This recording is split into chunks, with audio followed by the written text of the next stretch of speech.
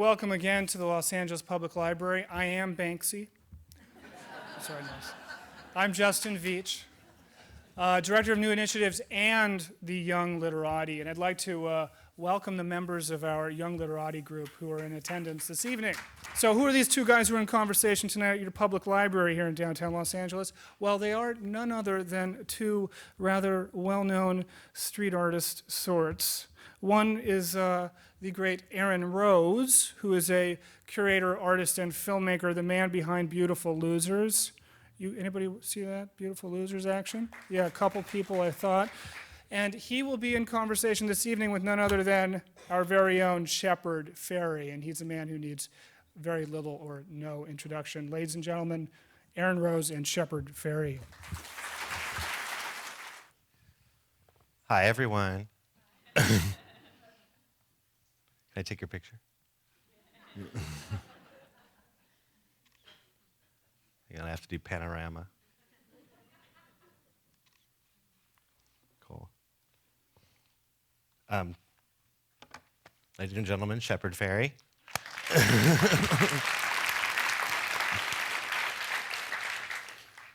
Aaron Rose gave me my very first art show in New York. A little bit. Yeah. A little bit of wall space. Made a big difference in my life. So, yeah, we go way back. Likewise. What, 17 years? Yeah, something like that. Yeah, it was funny, the banter backstage. If you guys could have heard it, you would have been so bored. Do you remember? Anyway, we talked a little bit about what we're going to get into tonight earlier today, and thought it would be nice, even though probably most of the people in this room, if you're here, know at least something about Shepard's career, but thought it might be nice to kind of structure this as a sort of a semi-retrospective and start at the beginning and talk about the earliest motivations, and especially since we do go that far back, it's kind of it's a unique experience that we can kind of have a similar frame of reference on that, and then get into some transitions that have happened in your life and your work, and bring it up to kind of what's going on today, which is kind of more exciting than ever in some ways, unless you think differently. No. My best days are behind me. Yeah. No. I think that the journey's been pretty interesting. I'm originally from Charleston, South Carolina. My parents are actually here. They still live there. The applause is because you managed to escape briefly from there. I made it more permanent. No, it's a beautiful place, but it's not a place that you'd think that someone who is into street art or political, progressive political activism might be from. But when I was a kid, I really enjoyed drawing, but mostly when I was inside on a rainy day or on restriction, not allowed to go outside because I'd gotten in trouble for throwing water balloons at cars or something like that. And so I always had a little bit of mischief, but I liked to draw. And really, I think I had no idea how art affected culture. I just liked the exercise of drawing pictures. But it was really when I got into skateboarding and punk rock at the beginning of 1984 that I started to see both the do-it-yourself creativity and politics and the ideas of questioning authority that came with skateboarding and punk rock. And there was a lot of making your own homemade T-shirts, making your own homemade stencils, stickers, and this idea that the mainstream's not going to embrace what you're doing. So you need to make materials to promote yourself and build your own scene because you're not going to be welcome within the the dominant power structure. So did you consider it art at that point when you were a teenager? I didn't really. All I knew was that technically I could draw pictures, so I could look at a Clash album cover, do a drawing of it onto paper, cut a stencil, and make a T-shirt, and that made me much cooler than not having that T-shirt. So. Yeah, I mean, it was, I knew that the process of making these things was artistic, but I did not look at it as art. And I think that was probably good because later on, when I did go to art school and I still didn't regard that stuff as art, I wasn't paralyzed by the sort of weight of I've got to try to make art now. That didn't come until later. People told me this is art. People had to tell me, this is art. But yeah, I'm still arguing with some people about that, about certain things. And plenty of people are making that argument against me on my, not on my behalf too. So, but yeah, everything I think is, you just gravitate towards what excites you, and then it doesn't matter if you don't have a grand plan. If you really pursue it passionately, you start to figure out how all your areas of interest can come together powerfully. So at the end of high school, I decided that there was no vocation that I could possibly be happy doing other than being a pro skateboarder or an artist, and the pro skateboarder thing wasn't going to happen. So I went to the Rhode Island School of Design and in Providence, Rhode Island, and that was really when I started to become aware of street art and graffiti culture, because that didn't really exist much in South Carolina.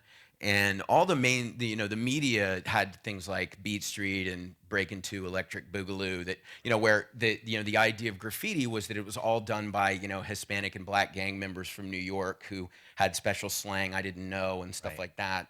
Right. So I felt like I wasn't qualified to be part of that world until I went to the Rhode Island School of Design and met plenty of white suburban kids that thought they were taggers. Right. And all of a sudden it became okay. Yeah. But the most important thing though was I went on a school field trip to New York City in '88, and from outside the city going in, there was a number of tags, and they became more frequent, larger, more daring as you went into the city. And I think just having gone through a series of freshman foundation classes where there's really intense analysis and scrutiny of work, and you feel like you as an artist you have the weight of art history to compete with, and everything is hyper analyzed going, and then people are saying, if you don't stand out, you don't do the most amazing stuff, and Brown knows every gallery and take them coffee and slides and whatever, you're never gonna make it.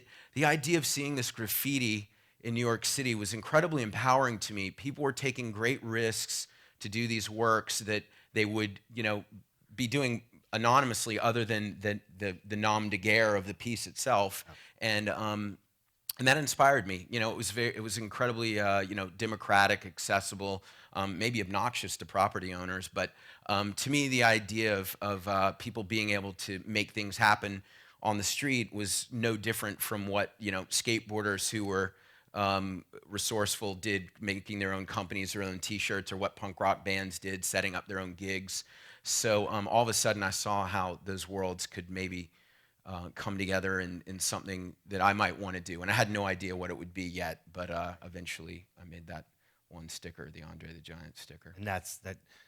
I want to talk about the sticker, but it's something that I think maybe the audience might be interested in, because when we first met, you were still in Providence. I don't know if you were still in school at that point or not. Or no, I'd been out for 2 years when we first met. And the Andre sticker existed, and maybe we can get into first. But there was a studio that you had in Providence, Rhode Island, that I think very few people actually know about, because it was very underground.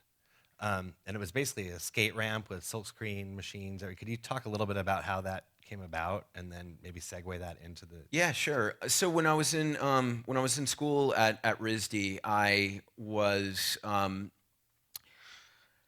studied illustration because that was the most open-ended major, and I knew that I liked to draw and paint, but I had no idea what I'd want to do with my career. But I quickly got excited about photography, about collage, and Warhol, the sort of mixture of appropriation and remix and painting all in one thing that had recognizable imagery from culture. And I fell in love with screen printing because it was a way to synthesize a lot of different techniques into a cohesive final product. And I also had become interested in political art. There was a big flag burning controversy at the time and some First Amendment issues that were going on. And I was making some homemade posters and T-shirts that were, the cops harassing a kid with a skateboard, and it said "Prevent Police Boredom Skateboard," or things, kids being strangled with a baton, question authority, that type of stuff. But I really didn't know exactly what kind of art I wanted to make, what kind of career I wanted to have, but I knew that I loved screen printing, and whatever it was, I wanted to screen print. So the summer after my junior year, I got a small loan from my mom because I knew when I graduated I wouldn't be able to use the school's facilities anymore. I'd saved up a little bit of my own money and accumulated some supplies, and then got a small loan from my mom to buy the additional stuff I needed, and I set up a screen print studio. Yeah, thanks, Mom. I think I just paid her back like 3 years ago. But anyway, it was, I had made this sticker in the summer of '89, Andre the Giant, AG, and I named my screen printing studio Alternate Graphics, letters AG as well. And it was my whole concept was this creative utopia like Warhol's factory, where we'd have the skateboard ramp and a loud stereo, and do parties on the weekends sometimes, and I'd work with my friends, and we'd make stickers and posters and go put them up and print shirts for Sonic Youth, and we'd all be happy. And we did that, but we weren't all happy because we were broke. We were poor, and in fact, I was getting into debt. But that was the concept, just to make this studio. And for a while, it was pretty exciting that we all worked together. A few of my skateboarder friends and friends from RISD, we'd all drive to New York, and that was when I first met you. Yeah, and honestly, it's something that didn't. I mean, it wasn't so heavily documented as many underground things. It happens a lot with things that aren't quite, you hadn't popped over into the mainstream world yet, but you would go there and it was always a scene. Right. And I thought it was so interesting that you sort of created this world at such a young age, which I think came out of the sticker, which I don't know, some of you probably know the story of the sticker, so let's maybe just talk briefly about it because it does relate sort of to the overall package of Shepard. Yeah, the summer of 1989, I was working, summer after my freshman year at college, I was working at a skate shop. I had not gotten a job, but I worked landscaping in the summers in South Carolina, and it's 95 degrees and 95% humidity. I didn't want to go back and do that, so I told my parents I had a job, which I didn't. So I first bought some undershirts and was like, I want a Misfits shirt, I want a Led Zeppelin shirt, I want a whatever Clash shirt. I'll just make shirts and I'll sell them on the sidewalk. And I think I think I sold one shirt out there. And then later on when I was doing my book, the guy actually came and brought me the shirt. Really? And said, I heard you were doing a book. You want to photograph Really? this one shirt I bought in Metallica Kill 'Em All from 1989? But anyway, but quickly I was hanging out at the skate shop, and my friend who was unreliable got fired, and I got the job. And I was making the stencils for all the stuff for the shop and designing graphics for them. And a friend of mine wanted to learn how to make a stencil, so I looked through the newspaper and saw this ad for wrestling and said, why don't you cut a stencil, this Andre the Giant thing? He was like, no way, that's stupid, I'm not doing that. And I said, come on, man, Team Shed, that was the name of the shop, was the Watershed. Team Shed's played Andre's Posse's The New Thing. And it was a joke because for skateboarders, if 10 people know about it, it's totally played out. Totally. It's like, oh man, that was cool last week when 3 people knew about it. Yeah. But, so that was the joke, and I said, when we'll make these stickers and we'll put them on our boards and put them around, and when people ask, we're like, sorry, if you're not down with the posse, we can't tell you what it is, And I made the stickers. I printed up a couple hundred, gave them to some friends, put them on some stop signs. Didn't really think it would last more than a couple weeks as an inside joke. But the next thing you know, I'd be out at a party and somebody would come tap me on the shoulder and say, hey, I heard you're the guy with those Andre stickers. Like, can I get some, And it was so weird. I saw a kid who'd peeled one off a pole or something and stuck one on his hat. And I started to think about how images in public space affect people. And then later in the summer, the local indie paper ran a an article saying anybody who can tell us what the Andre the Giant Has a Posse sticker campaign's about wins tickets to the Living Room show of your choice. The Living Room was a venue where like the Ramones and Jane's Addiction and Suicidal Tendencies and Bad Brains played. And I was like, ooh, man, I want to get those tickets, but I can't tell them I'm the one doing it, you know? So, but you know, they ran 15,000 copies, and I'd made 1,000 stickers. And then I started to think, wow, if you're able to manipulate the media into addressing something, you can create more power from something that really shouldn't even be that powerful. That's how lobbyists work and a lot of other things. But anyway, so then I decided this silly project, I think there's something here. The way people are interpreting it is really fascinating. It's like a Rorschach test. It's a reflection of their personalities.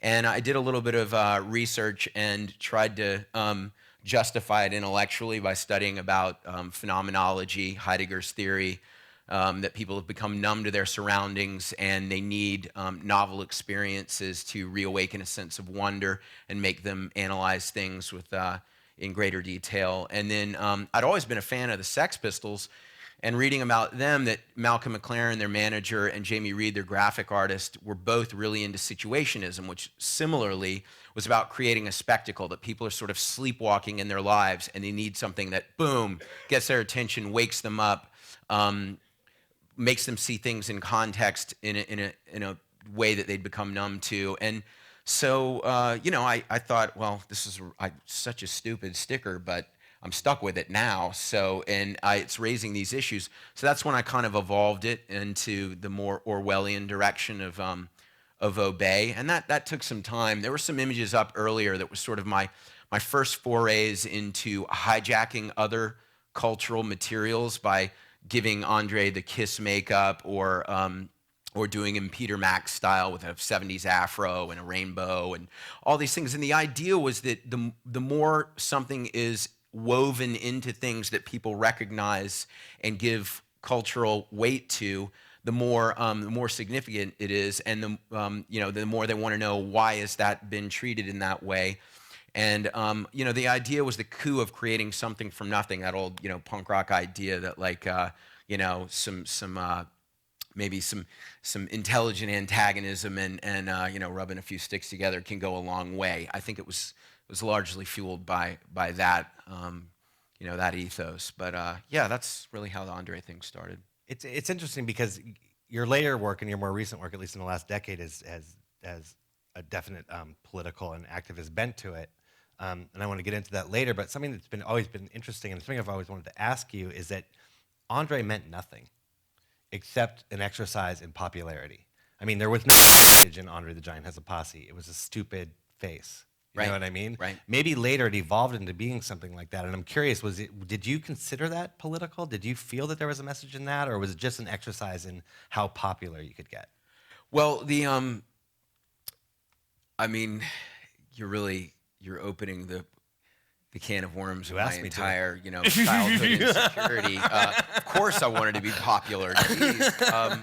Yeah, I mean, I think that validating your existence by creating something tangible that not only is out there, but people are saying, "What is this?" That's there's something kind of rewarding in that exercise alone. But it was more than that. I think for me, the idea of how controlled public space is, that it's limited to almost exclusively advertising and government signage, that it started to make me think about democracy in general and how, when you deal with the people who don't want any sort of graffiti or other communications because they feel like we're descending into chaos, it's anarchy, that sort of, fearful mentality. And then the people who say, oh, well, that's going to, if somebody looks at an Andre sticker, they might pass my boutique and not spend money there because they're distracted. It really gets to, there's a lot of forces at work in society that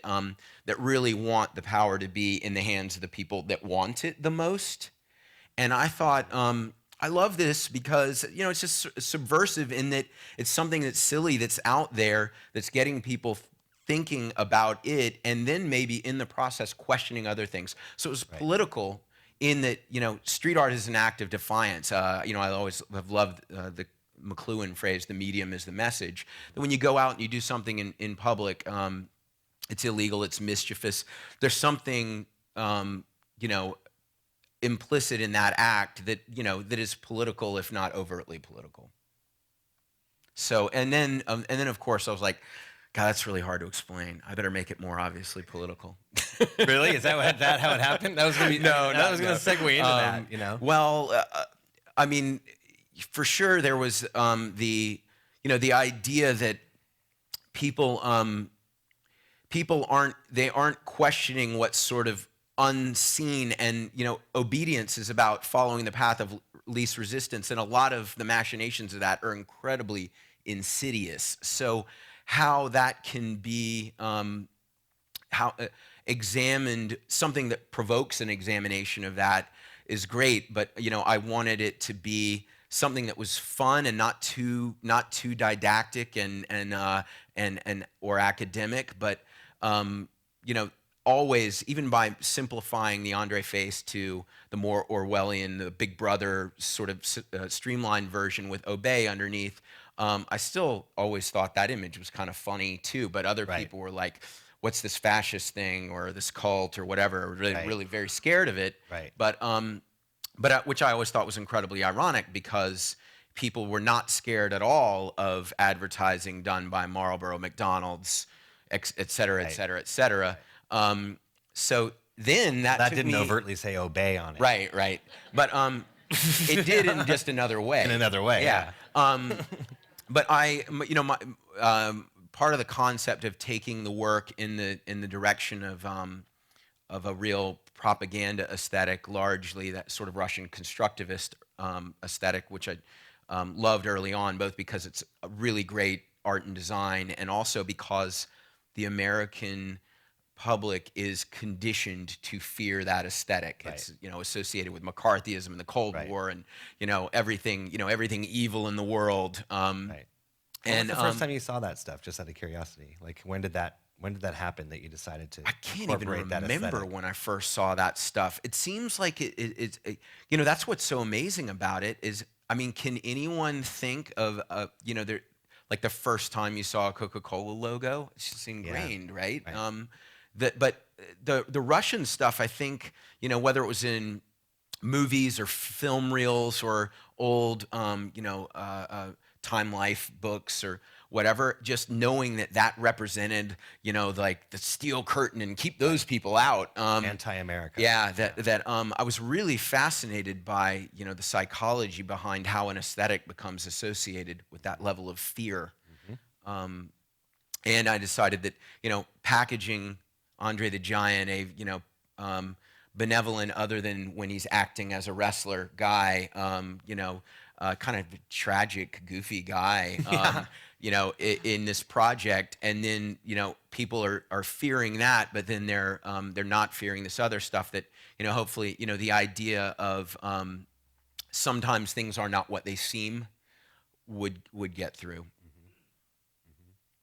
Going back to your ideas of spreading your image and using mediums beyond things that you're actually creating in terms of getting your message across, bring something up that we were actually talking about briefly backstage, was the idea of sort of putting your imagery on articles of clothing or things that are for sale, merchandising your imagery. And you were one of the first people to really take that seriously and get into it pretty early on. I mean, I think somewhere in my archive t-shirt drawers, I have some Obey, t-shirts from, 93, 94, like real old ones, And I know that you've caught quite a bit of flack over the years for the merchandising of your work. And I think you were kind of hip to that long before it became kind of accepted to do that. I think that global street culture has become big enough now that it's, it's its own cottage industry.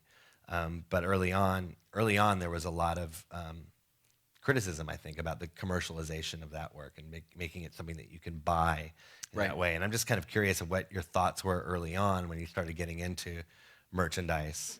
As to why, I mean, was it just about making a living, or why Like, how did you justify that early on?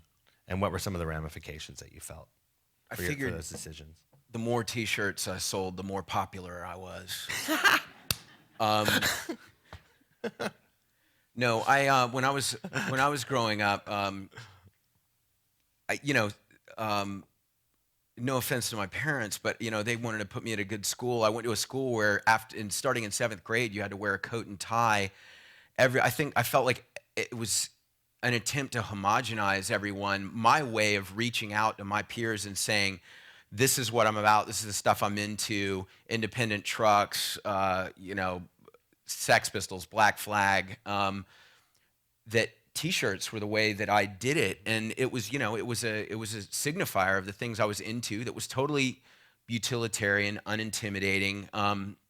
And when I was in school and people said to me, you know what, this Andre the Giant thing, I read your manifesto about phenomenology. It's well written. I think if you expanded upon that, you could get a grant, and you could continue to pursue this project. And what I said was, this project is about connecting with people who are not already familiar with the fine art world, and Right. Or even the conceptual art world, or maybe even the politics of graffiti. Mm-hmm. This is about connecting with people who never really thought about the role that art and graphics can play in society, and I need to reach them in ways that don't intimidate them, that feel like, okay, I have a choice between that sticker at the skate shop or that one, a choice between that T-shirt or that one. Album covers, skateboard graphics, and T-shirt graphics were the things that got me really excited before I knew who that Winston Smith was the artist behind the Dead Kennedys graphics, or that Raymond Pettibone did the art for Black Flag, or that Jamie Reed did the stuff for the Sex Pistols, or who Andy Warhol was, for that matter. So for me, it was a very, very natural extension of what I was doing, putting work up on the street. And the sort of level of capitalism that I was at was like, is anyone gonna actually think that this is bad? This is philosophically aligned, I think, with what I'm doing, because I'm just making my work democratic. But Right. Now I can see that their clothing lines are a big business, and there are a lot of people that I think they're corporations. I could have never foreseen that in 1992 or whatever, when I started making T-shirts, that corporations would say, street art is hot. It resonates with the desired target demographic. Get them, So I made T-shirts as a way to fund my street art. And the thing that that some people get bummed out about is they're like, well, now the T-shirt line's so successful that it just looks like the street art that you do is an ad for the clothing line. But even the clothing line always has my manifesto printed on the hang tag, talks about the principles behind this. And frequently, even though, clothing, fashion is so shallow. It's like embarrassingly shallow. Sometimes I'm just like, I can't even believe I'm involved in this world. But given the restrictions of that medium, that I can make shirts that have political content, and a kid that's never thought about global warming sees a shirt that addresses that, or thought about what's going on in Burma, or any number of things, or it's just like, oh, there's an obtuse Clash reference in that, I want to get the bottom of it, and then they buy London Calling, and it's like, Right. explodes their world. Right. That's awesome to me. Or Public Enemy or whatever. So to me, it's like, if you're qualified to interpret art, at 25, but you're qualified to interpret T-shirts at 15, like it's just the early gateway drug. Just like get them in there early. I agree. And it also was it's the way that I problem funded within my street art. the art world too. I think that nobody criticizes a band for making a T-shirt. No matter how underground or how punk they are. You know what I mean? It's like the T-shirt is part of the art. It's only sort of like, the art world sort of sense of exclusivity. I think that it brings sort of this down, like an artist making a T-shirt. Oh my God. Whereas like no other medium, really, no other like creative medium really has that baggage to carry around. I Right. think, Well, especially when you're talking about young culture. and I mean, you know, let's face it. The world loves martyrs because they absolve everyone of their sins. And so the street artist that everyone can project their fantasy of purity upon, is that's a great outlet for everyone to say, well, you know, hey, there's at least something still pure in the world that somebody does that's not for money. And you know, I sleep fine knowing that I do everything I do because it's what I believe in as an artist, not because it's about the money. And I also, I mean, philanthropy is a luxury that you know, my success as an artist has created for me.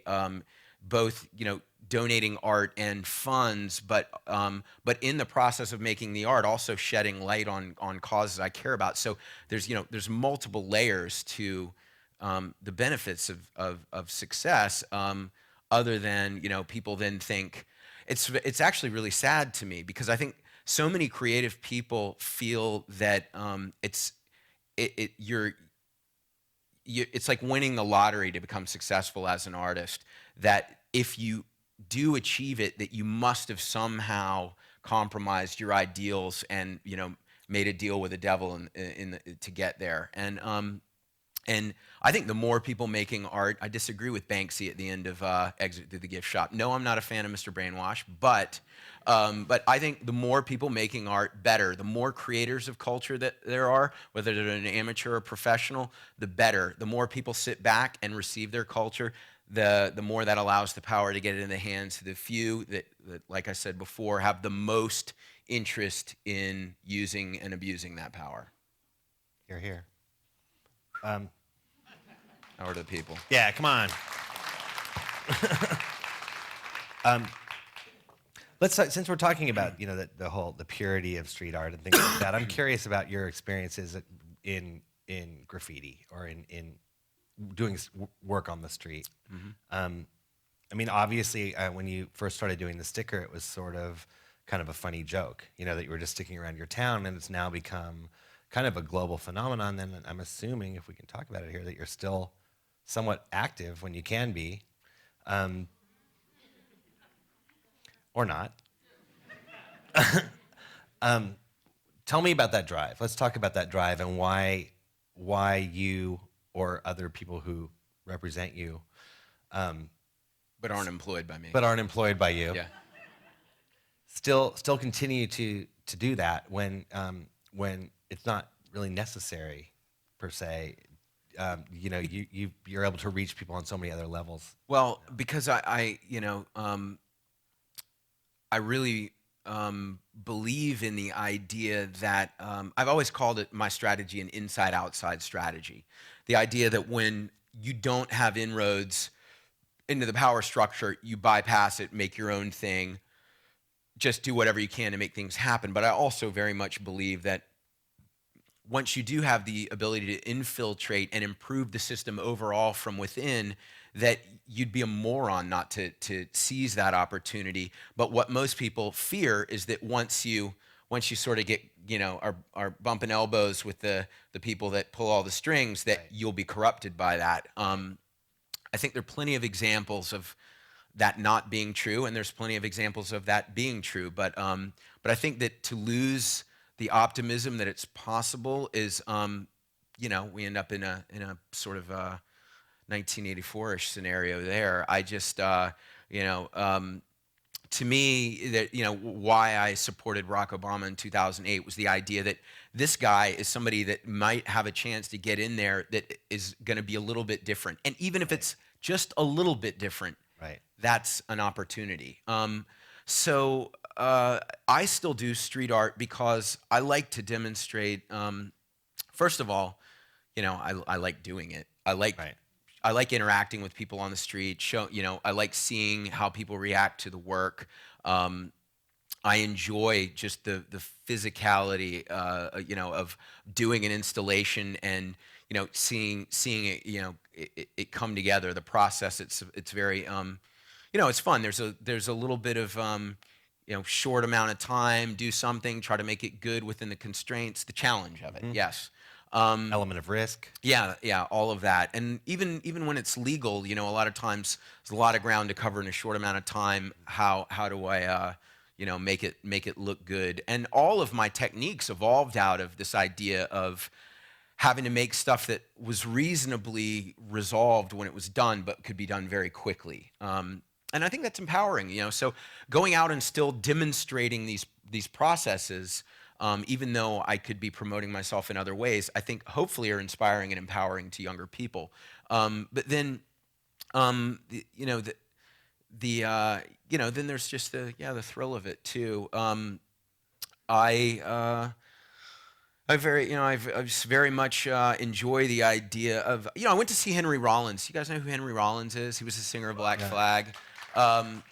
Went to see him speak at Largo a couple weeks ago, and that guy doesn't stop moving. He's he does his radio show on KCRW. He writes books. He travels around and pays attention to what's going on in all the Middle East and Africa, and then comes back and talks about it. And I guess for me, being connected to the street culture and the street art makes me feel like I'm never losing that excitement and the connection to to the optimism and the I guess just the very, very basic, take control of things on your own terms and make it happen. That sort of concept.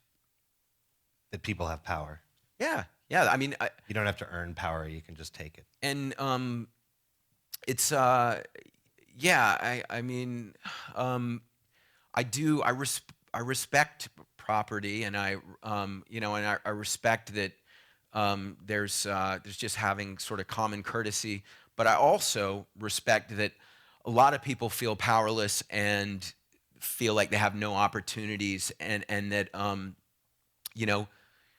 people, not everyone is born equal. Things aren't fair, and that the more people are encouraged to try to make things happen for themselves in a way that doesn't literally hurt others, I think the better. So, what are some of the craziest scrapes you've gotten into? I've been arrested 16 times, and probably one of the craziest things was I was on a walking into my museum show in Boston and getting arrested by undercover, and being told that I was being charged with 32 felony counts of vandalism that I could have gotten 80 years in jail for, when I had done a photo op with the mayor 2 days before. That was pretty interesting, but the mayor and the police don't like each other in Boston. So, but one of the, I think one of the times I was actually I've been scared for my life a couple of times because I'm a type 1 diabetic. And when I've been arrested, they take away your insulin, and then everybody in there's got a sob story because they don't want to be in jail. So, the shift changes. The person that booked you in is not there anymore. And you say, "Excuse me, I'm diabetic." And there's like guys like, "Yo, I'm going out over here. My heart's killing me." Right. You're just like, you can't get a word through. And then the next thing you know, you're really sick. And because just to be processed in New York or Philadelphia can take 1 to 2 days, and that's extremely dangerous to not have insulin for that long. So. I've had to go to the hospital where, then handcuffed to the bed and everything. But the worst one, I think, was I was in New York. I was doing a blank billboard in Chinatown that you could see from the Manhattan Bridge. It was like right level with a bridge, super good spot. Yeah. So I'm up there. I just finished doing my piece, and there's another kid up there with me, and then he's like, somebody's coming up the staircase. Next thing you know, we see flashlights. It's the cops. I run to the end of the roof. There's no fire escape, but there's balconies. So I jump down from the roof to the first balcony, and then I swing from balcony to balcony down 6 stories to get to the bottom. And right as I jumped over the fence at the bottom, the backup cops were pulling up. And so I was completely hemmed in, so I gave myself up. And the cops that had been up on the roof were running down the stairs. They waited until after I was in cuffs, and then they just started punching me in the street and had me down on the street, and were punching my head, my ribs, everything. And I was like, you know, a little worried that might go on for a while. And then that stopped, but one of them cut his knuckles punching me, and he was like, "See, now you're gonna get assault charges because I cut my knuckles. Wow. You did this to me." And so I was being charged with assault against a police officer, and when I was in the hospital, my chest was really bruised up, my head, there were cuts in my head, and the doctor came in and, he asked me about everything. And I watched the cop go over to the nurse when they were filling out the form and, whisper, and I have no idea what's going on, but the doctor was so worried he got my chest x-rayed. And when I was going to have to go to court, I went to try to get my medical records, and my wife luckily went and got them, but all the stuff said no lacerations, no abrasions, no bruises. Wow. The cops just tell them, like, none of this guy's clean, away. nothing happened. And the only reason that I was going to be able to prove that I'd been beaten up was because my wife begged a guy for the X-ray records, which she wasn't even supposed to be able to get. So, it's just these abuses of power that part of my work is about, being opposed to that, and then in the process of creating the work, you experience it, and it reinforces that idea that, wow, that really sucked, but I guess I'm going to still have to keep going out and doing this because it's the kind of stuff I'm trying to stop. So, yeah. Here. Yeah. This seems like an opportune time to transfer the conversation to the President of the United States. Everyone in this room, I'm sure, is familiar with the Obama Hope sticker, campaign, poster, all of that, correct? Yes? Personally, I've never heard the whole story as to how that came about and how someone like you who was, beaten by police got connected with the presidential campaign. And then not only how it came about, but how has it changed the way you think I don't think about I was well vetted. Sorry, but That's okay. this is the way it happened. When in 2000 I made an anti George W. Bush poster, and then in 2000, and then I was very strongly opposed to the Iraq War, and in 2004, I did a lot more about trying to keep Bush from being reelected, but I wasn't especially excited about Kerry. But I saw Barack Obama's speech at the DNC then, and was impressed by his skills as an orator. Did a little bit of research on him. Liked his policy positions. Liked that he opposed the war in Iraq when that was a very unpopular position. There was the residue of fear from 9/11 that Bush was really leveraging, that made pretty much everyone that might not have been predisposed to backing a war feel like they'd look unpatriotic if they didn't back the war, including Hillary. Hillary's a shrewd politician. She knew where she should go in terms of the right political move. Obama did not do that. Then I saw that he believed in stimulating a green economy, more of a green economy, decreasing the power of lobbyists, healthcare reform, all things I believed in. So as my practice of making posters about issues I cared about, to make a poster supporting someone that had the same views on things I was dealing with specifically made perfect sense to me. A lot of people said, "Oh, you've always been, critical and rebellious, and this is really bizarre that you're supporting a mainstream candidate." But for me, it was just an extension of or an evolution of what I was already doing. And just there had been. Was he already a candidate at that point, or was I made the poster shortly after he announced his, no, actually right when the primaries were starting. So he had been, he had announced his candidacy, but there's this whole thing of like, should I do it because he might not actually really have a chance, and right. So the more traction he seemed to be getting, he was by no means considered likely to win the candidate. I mean, to be not win the nomination, but because everyone just thought, the Clinton dynasty's gonna, that juggernaut can crush anything. But my feeling was I should support him, and I like to make portraits of people. I think, but Obama's problem is that he's newer on the scene. He's not white.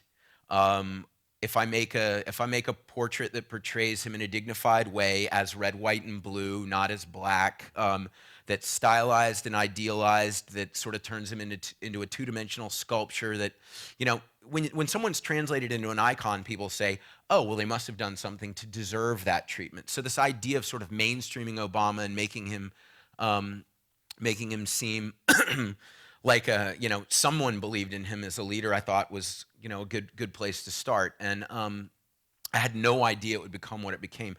I actually was worried about the, Glenn Beck or Bill O'Reilly saying like, oh, the guy that makes all that commie propaganda stuff supports Obama. Right.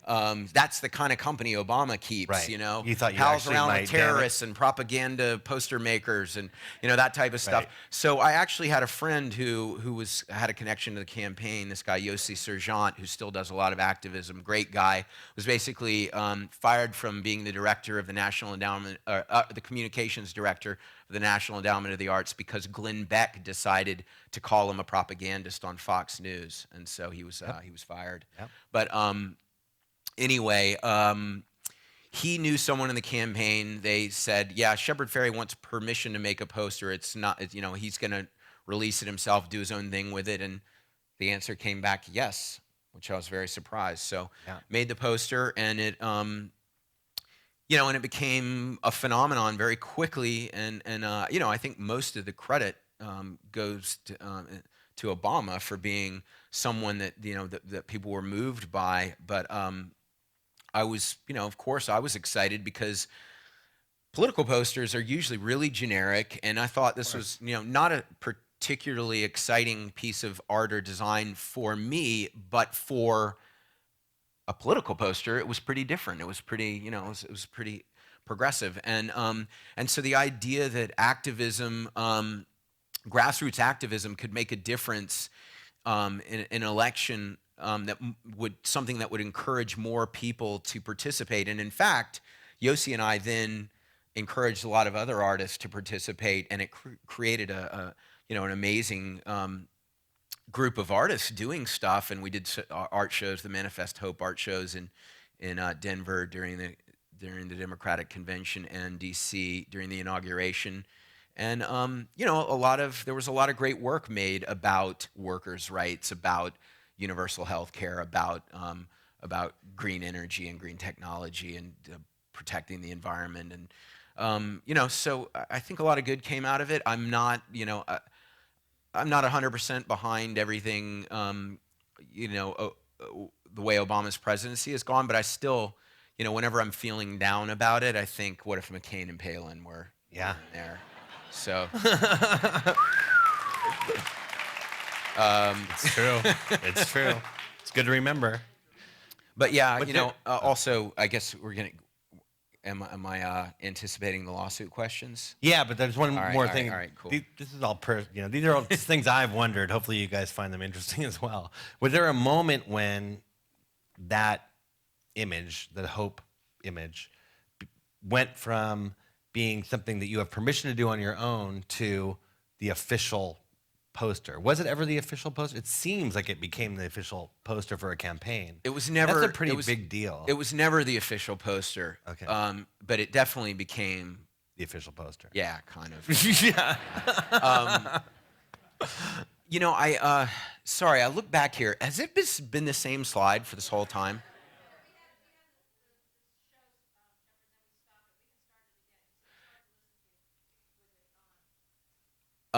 Was it was distracting, all the pictures? I'm sorry, what? No. But I just want to make sure that everybody's got to see the slides. I'm sorry. I just all of a sudden noticed that that's been up there for a while. But yeah, maybe let's cycle back through them one more time. But all right, so sorry about that distraction. Official, non-official. Yeah, It's just the way it was a major interesting moment the in way, your career. Yeah, is the why way I it went, yeah. happened. The Obama campaign reached out to me about a week after I made the poster because it had already gone crazy on the internet. And a lot of people from Obama's staff were using that on their Facebook pages and as their email signature. And that alerted the Obama campaign to, this thing it's getting traction. So they reached out to me and they said, we really love what you did with that, but we think, in fact, one of the guys that worked on Obama's campaign, he had worked for Punk Voter in 2004, and he was very familiar with the posters I'd done with Robbie Canal and Mir One that were the anti-Bush posters in 2004. Right. He totally knew who I was and what this was all about, and he was trying to initiate a program of selling artists' posters on Obama's website. He wanted me to be the first one. He wanted me to make an image in the same style, but he said, I really like what you're doing, and I like that it's being disseminated outside of the campaign. I sold initially 350 posters and used all that money to make another 13,000 posters and gave all those away and was shipping them out had my staff shipping them out to all the states that hadn't had primaries or caucuses yet. And they loved that it felt, I think, refreshing to people because it was unofficial. Right. And they also, I think, were like, and we don't have to take responsibility if it shows up on, whatever spot on the street. That we don't know that guy. Yeah, that someone gets their feathers ruffled about. So they liked that, but they wanted me to do an illustration in that same style. So I did an illustration that said change with it. And then after that, they reached out to other artists and they did a whole program with, all sorts of different people. And then later I did a vote poster.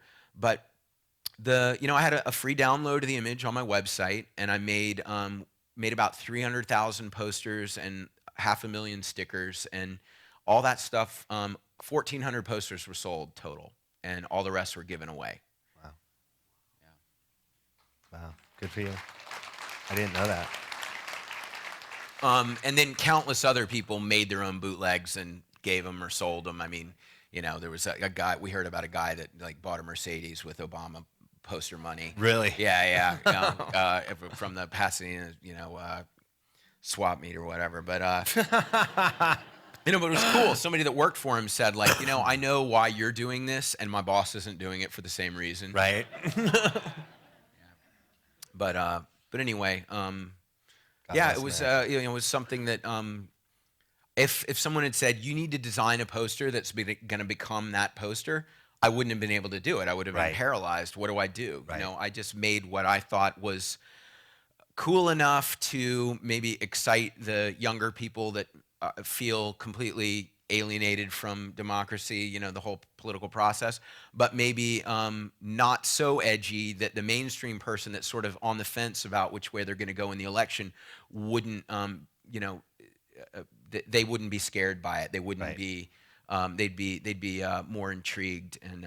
And so finding that balance was something I was striving for, and it just achieved it better than I thought it could.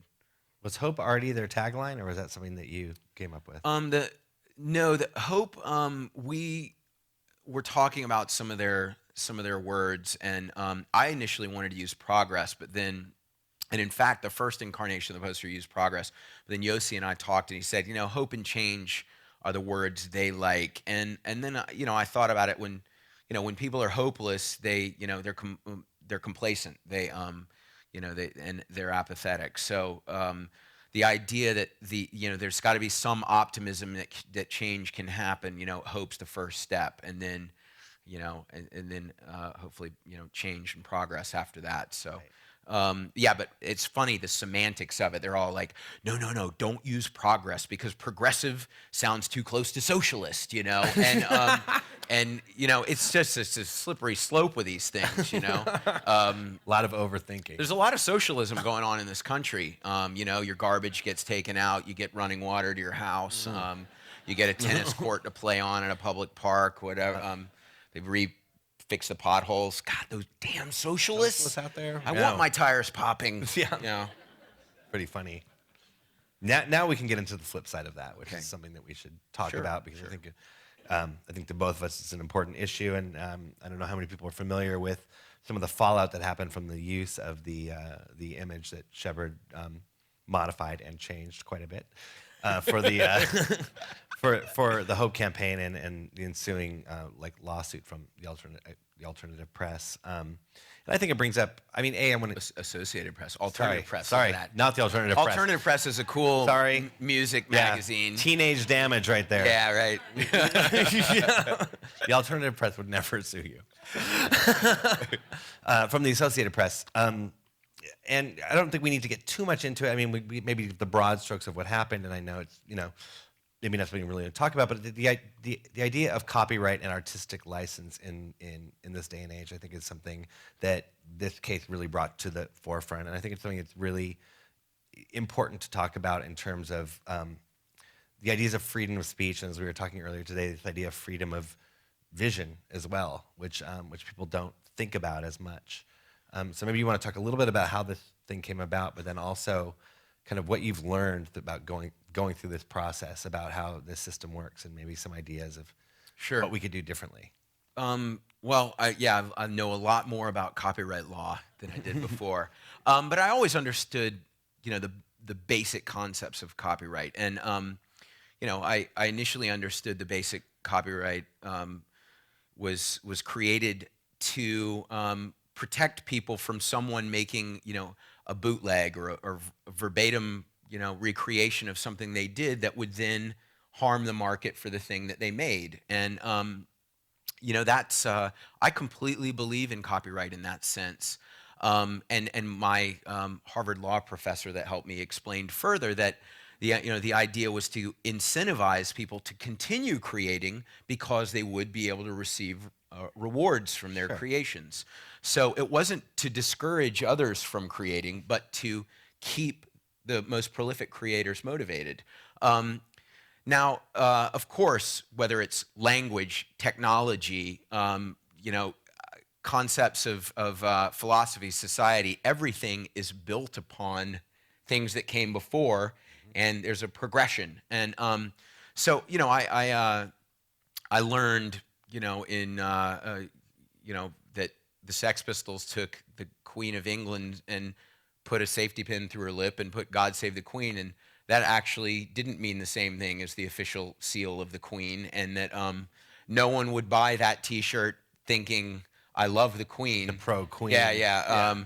There's not going to be any confusion there. Right. Yet it clearly references something official that Andy Warhol made images of this Campbell's soup can of Marilyn Monroe, that Robert Rauschenberg incorporated photographs and collage and photo silk screens into his work. A lot of Duchamp painted a mustache on the Mona Lisa. The joke I made during the lawsuit was the Associated Press would have said, "Don't try to fool us. We know that you didn't paint the Mona Lisa just because you put a mustache on it." That's basically the idea of the lawsuit that I got into, was that this I made an illustration based on one of their photographs of Obama before he was even running for president. That was Sorry. Yeah, we're gonna have to wrap this up soon. The timer. Yeah. My idea was I just needed a basic pose of Obama that made him look dignified, and I've now learned also that it's called a cine-fair, which is a classic pose that has a pre-existing connotation. So whether it's the and I just intuitively gravitated to that because I knew it would make Obama seem more established, more mainstream. But Lincoln on the $5 bill, or the famous image of Kennedy sort of looking into the distance, or my biggest inspiration, which I didn't tell the press because it would seal that idea that I'm a commie and Glenn Beck's got to go after me. The Che Guevara poster that was based on the photo by Corda, where he's kind of looking out from the stage. But anyone, whether you agree with Che's politics or not, the image is compelling because he seems to have a wisdom and a sense of vision. So I was looking for an image that had the ingredients that once I stylized and idealized it with an illustration would would work well as a political poster. Now, the AP in its mission statement says that it's about documenting reality, and it is not editorializing on the content in any way. I was doing nothing but editorializing. I was creating a political poster. So I respect photographers. I collaborate with photographers all the time and reward them financially. But I think there are a lot of cases, especially that in a case like this where it's about political speech, where not having access to take my own photograph of the president, and even the licensing fee, not necessarily for me, but for a lot of artists, being prohibitively expensive. Plus, the AP can say, well, what do you plan to do with it? And if they don't like what you're going to do with it, then they can say no. That, the ability as an artist to comment on public political figures is extremely important to, political discourse and democracy in general, and I think is an extension of, freedom of speech. So, I believe that the need to be able to make that kind of work strongly outweighs the arguments that it would in any way harm the AP's business model. But that's a debate that the AP felt like investing a lot of money into, and I settled. And I can't really talk about, unfortunately, I can't talk about all the dynamics of it. But I think that the really important thing is that the kind of work that uses references but creates its own unique commentary and value, that it's in some way transformative. It needs that kind of work needs to be allowed, and people need to not censor themselves. Like, I would do it, but I don't want to get sued. Right. That kind of, we already live in a very litigious society where there's this sort of climate of everything's about getting permission. And, obviously, since I have a history of not getting permission, it was easy to attack me as someone that, I did this because I just never get permission for anything. That's not quite true. But anyway, sorry, I just feel strongly about that. So. No, me too. And that's why it came up, because I think it's something that everyone in this room should think about. Because it's one of those, it's one small freedom that gets taken away that, becomes a sort of domino effect. And I'm, really try, I've been very fortunate in my life, try not to feel sorry for myself much. But one thing that was a little bit disheartening about the lawsuit was the business community presented a very, very vocal, united front about how if I got away with making an art image based on this photo, that news gathering and capitalism as we know it would crumble completely. I mean, there were editorials in the Wall Street Times, I think it was the Washington Post, all over the place. And then the art community made no show of support, zero. And, I think it's a little bit about, artists are competitive with each other. I've been in critique at RISD and watched people completely destroy each other. Sure. And, Sure. I've read art press about myself and others. Art school is based on. Yeah,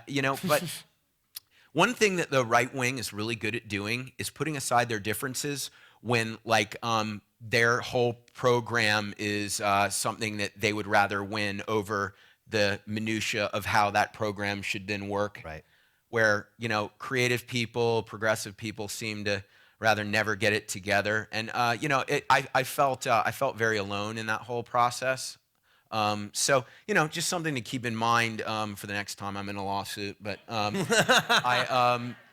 no, for the next time anybody, is dealing with these kinds of issues that, I think who knows who's the next person to be in the crosshairs. It's, it's very much no fun. And, art makes a big difference in the world, and it doesn't get the credit it deserves for how much of a difference it makes.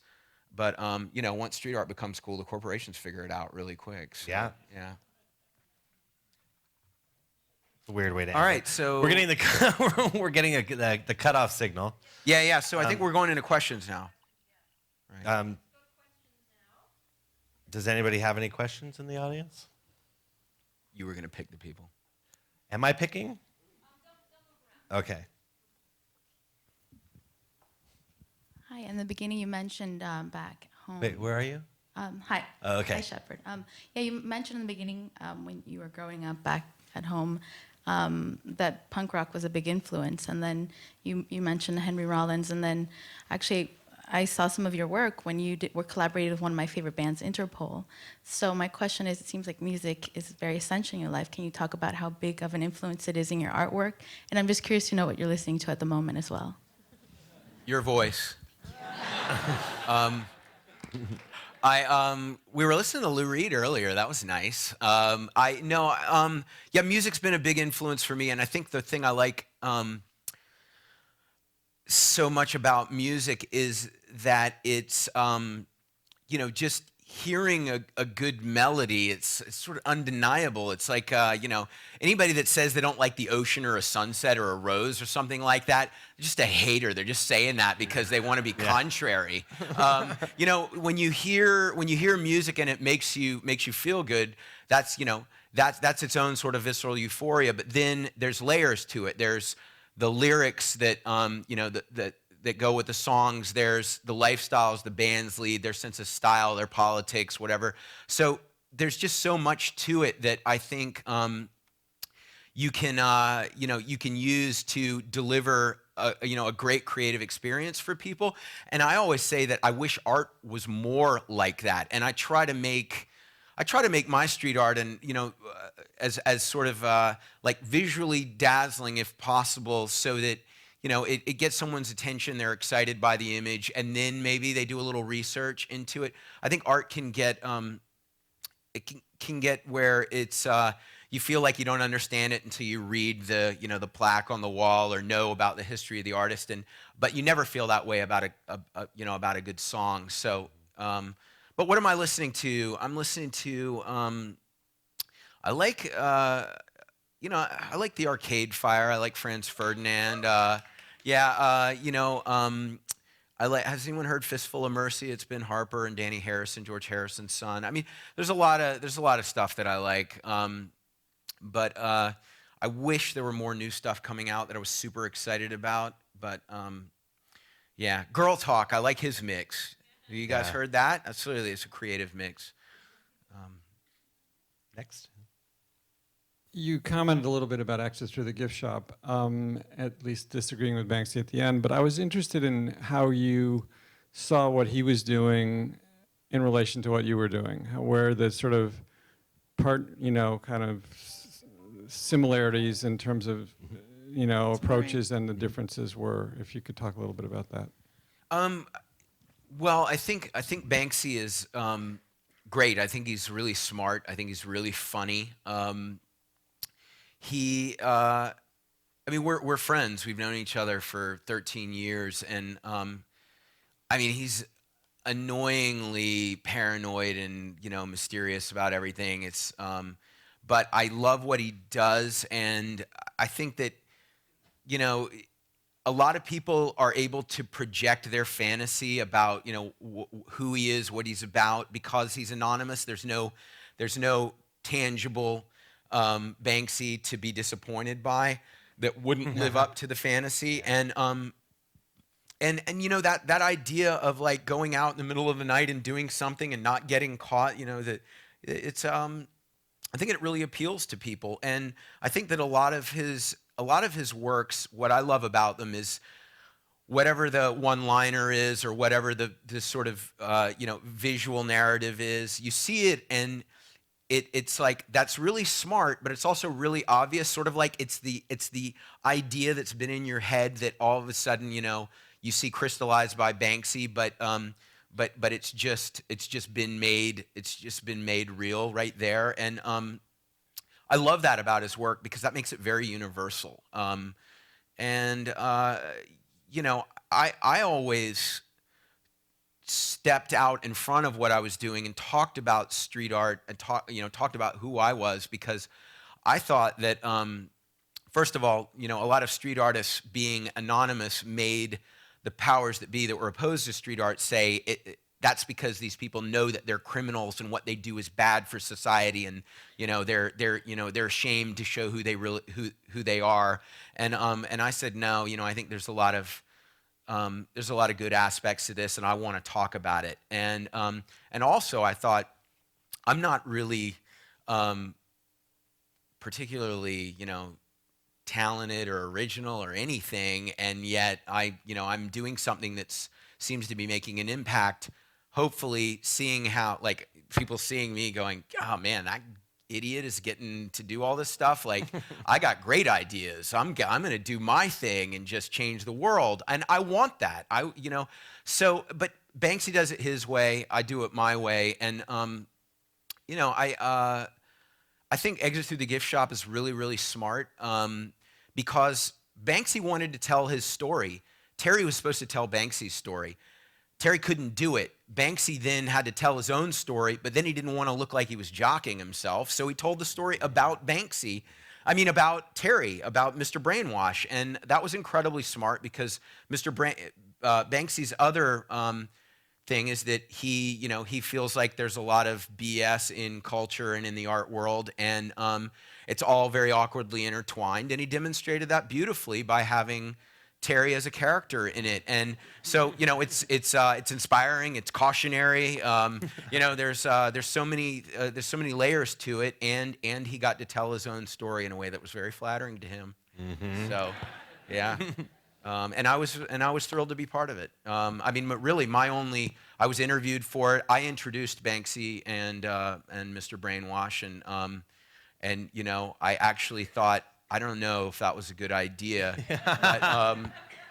but Banksy figured out a way to make it a really provocative film. 2 more questions. 2 more. Hi, back here. I make docu-soap television series, Deadliest Catch, Nice Road Truckers, and shows like that. But I've found I actually have gotten to the point now where I hired a professional blurrer that sits down and looks at all the images and removes all the trademark and copyright images within a frame. The other day I looked at a picture, it was single frame, and I found 5 blurs in the single frame. And I realized the entire image was starting to collapse on itself. And I'm wondering, do you have that same time of self-editing? Do you find yourself now looking at your images and going, do I have to self-edit more? Am I worried about trademark and more trademark and copyright infringements?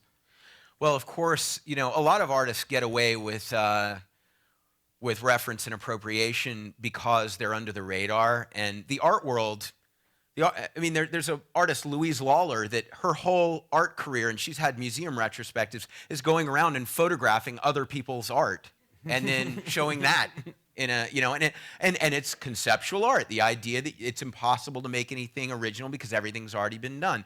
I don't agree with that idea, but she's been held in high regard. But now that I've had that scrutiny of the, of the AP suit, of course, I'm very concerned, and finding ways to, shoot my own photographs or reference the, something that people are familiar with without it having to literally reference something that, is owned by someone else. That's a way of doing it. But yeah, some of the things I might have done that might have, I think been more powerful as pieces of art, I've had to stay away from doing for, worries about the legal system. But, I also, there is the plus side that, the nature of art is, it's problem solving. It's like you want to get a point across, you want to make it look appealing or powerful. What are the steps you have to go through to do that? So for me, I think just knowing that, there might be a few more rounds of experimentation to get to the end result, knowing that I can't take certain paths, that's just it's just a new challenge. But yeah, it's annoying.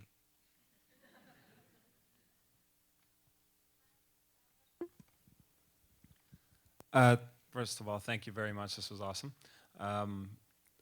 There was a really funny fake Dave Chappelle Twitter account comment today where he said white people call it copyright infringement, black people call it the remix. But that was just completely random. But a lot of your work is centered around issues related to the developing world. I'm originally from the Middle East. I was very inspired by a lot of the imagery that you have relating to Iraq and women with the veil, with the hijab. I was just wondering if you've ever been to the Middle East or to any of these regions that you've depicted, if that would change anything if you had. I know Banksy's been to Palestine, for example, and done work on the wall in Palestine. Yeah. And also, just you mentioned being philanthropic. I was wondering if you could maybe tell us about the charities that you're involved in and stuff like that. Sure. No, I've actually never been to the Middle East. I've been to China. I've been to Japan. I've been all over Europe. There is a big Moroccan influence in Venice, Italy, which I was really psyched on all the design. But you know, I'm married with 2 kids now, and the idea of just taking a trip to the Middle East logistically is not so easy. But I'm working with a guy who has a museum in Tel Aviv, so I might end up going there and doing stuff.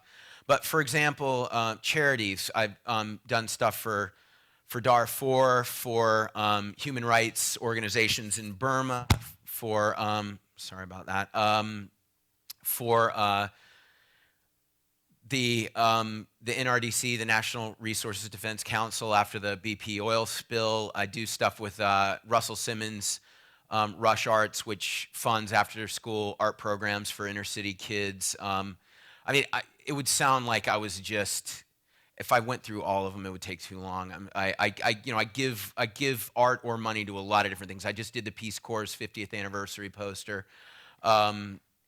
Yeah, I mean, these are all opportunities that I feel great about being able to help these organizations. And my goal is to make a piece of art that isn't, well, it's good for a charity piece. It's just good.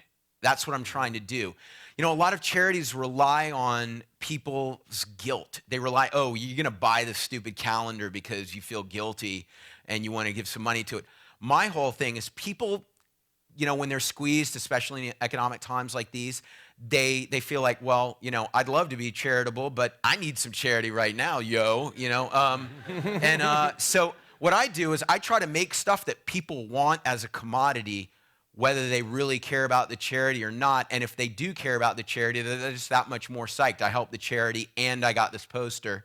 And also, you know, I very much believe in the power of images to make people consider issues that they weren't predisposed to you know, pondering. So whether it's, you know, a black president or, you know, any of these other issues going on and, you know, women's rights in the Middle East or the war in Iraq. You know, when I did the little girl with a hand grenade image, I donated half the money to an Iraq children's charity and the other half to an American children's charity. You know, those are opportunities that I think are, you know, really great for me to just figure out a way to turn people onto those causes, but just make a picture I want to make anyway. And that's what I feel so fortunate about, is that the stuff I want to do frequently plugs into charities. Charities come to me sometimes and they go, you already made this image of a windmill. Move On said, we saw the image of the windmill, the green power thing. Can we use that for a huge initiative we want to do? Like, yeah, of course, that's better. Yeah.